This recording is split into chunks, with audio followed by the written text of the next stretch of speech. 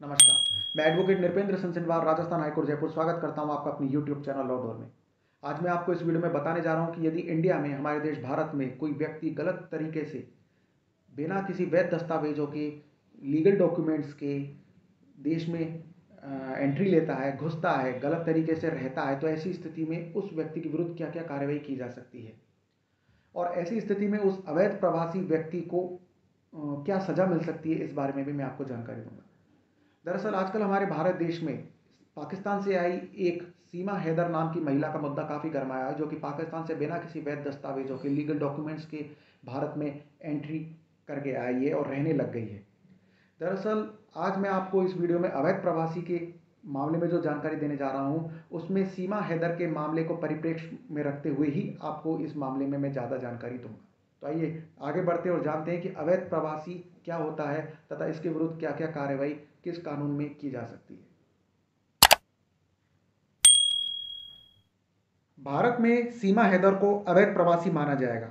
अवैध प्रवासी वह विदेशी होता है जो कि पासपोर्ट और वीजा जैसे वैध यात्रा दस्तावेजों के बिना ही देश में प्रवेश करता है, या वैध दस्तावेजों के साथ प्रवेश करता है लेकिन अनुमत समय की अवधि से अधिक समय तक रहता है। यानी कि यदि किसी व्यक्ति के पास में वैध दस्तावेज भी हैं और उसे कुछ लिमिटेड समय तक, निश्चित समय तक रहने की अनुज्ञा दी गई है भारत में, और उसके उस अनुज्ञा के खत्म होने के बाद, उस लिमिट के खत्म होने के बाद भी यदि वह भारत में रह रहा है, तो ऐसी स्थिति में वह अवैध प्रवासी माना जाएगा।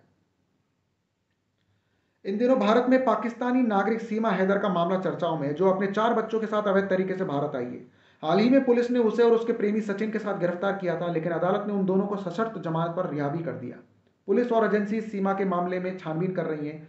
भारतीय कानून के अनुसार सीमा हैदर को अवैध प्रवासी माना जाएगा, लेकिन वह धर्म परिवर्तन के बिना विशेष विवाह अधिनियम के तहत सचिन के साथ शादी भी कर सकती है। अब जानते हैं कि अवैध प्रवासियों को नागरिकता मिलती है। भारत में सीमा हैदर को अवैध प्रवासी माना जाएगा। अवैध प्रवासी वह विदेशी होता है जो कि पासपोर्ट और वीजा जैसे वैध यात्रा दस्तावेजों के बिना देश में प्रवेश करे।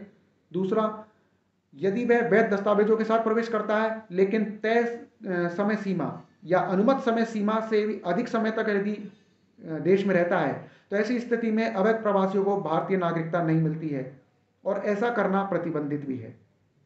अब जानते हैं कि ऐसी स्थिति में यदि सीमा हैदर अवैध प्रवासी है तो उसके खिलाफ क्या कार्रवाई हो सकती है, किस कानूनी क्षेत्र में क्या कार्रवाई हो सकती है।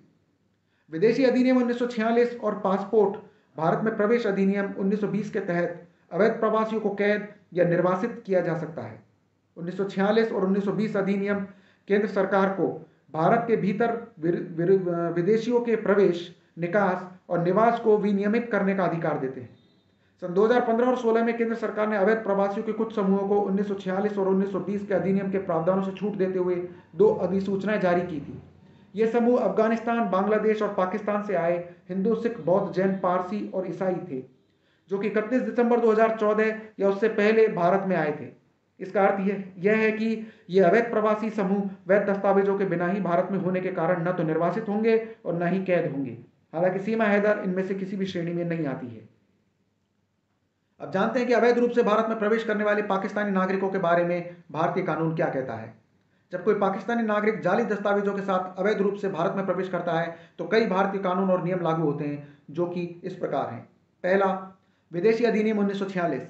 यह अधिनियम भारत में विदेशियों के प्रवेश, उपस्थिति और प्रस्थान को नियंत्रित करता है। यह सरकार को विदेशियों के प्रवेश और निवास और उन शर्तों के संबंध में नियम बनाने का अधिकार देता है जिनके तहत उन्हें निर्वासित किया जा सकता है। दूसरा, पासपोर्ट भारत में प्रवेश अधिनियम 1920। यह अधिनियम भारत में व्यक्तियों के प्रवेश के विनियमन से संबंधित है। यह पासपोर्ट जैसे वैध यात्रा दस्तावेजों की आवश्यकताओं को निर्दिष्ट करता है और अवैध प्रवेश या जाली दस्तावेजों के उपयोग के लिए जुर्माना भी लगाता है। तीसरा, इमिग्रेशन कैरियर्स लाइबिलिटी अधिनियम 2000। यह अधिनियम हवाई जहाज या परिवहन कंपनीज जैसे कैरियर्स को वैध यात्रा दस्तावेजों को बिना विदेशी नागरिकों को भारत में लाने के लिए जिम्मेदार ठहराता है। यह इमिग्रेशन कानून और विनियमों का पालन न करने वाले कैरियर्स पर जुर्माना भी लगाता है। चौथा, भारतीय दंड संहिता आईपीसी। आईपीसी में जालसाजी, धोखाधड़ी और अन्य आपराधिक अपराधों से संबंधित प्रावधान है। यदि कोई पाकिस्तानी नागरिक जाली दस्तावेजों के साथ भारत में प्रवेश करता है तो उस पर आईपीसी की संबंधित धाराओं जैसे कि धारा 463 जालसाजी या धारा 420 धोखाधड़ी और बेईमानी के तहत भी आरोप लगाए जा सकते हैं। पांचवा, पासपोर्ट अधिनियम 1967। यह अधिनियम भारत में पासपोर्ट जारी करने और उसके उपयोग को नियंत्रित करता है। अगर किसी पाकिस्तानी नागरिक के पास जाली या धोखाधड़ी वाला पासपोर्ट है तो उन्हें इस अधिनियम के तहत कानूनी नतीजे भुगतने पड़ सकते हैं। छठा, विदेशी आदेश 1948। यह आदेश प्रशासनिक अधिकारियों को अवैध दस्तावेजों के बिना या वीजा शर्तों का उल्लंघन करके भारत में प्रवेश करने वाले या रहने वाले विदेशियों के खिलाफ गिरफ्तारी, निर्वासन या आवश्यक कार्रवाई करने का अधिकार प्रदान करता है।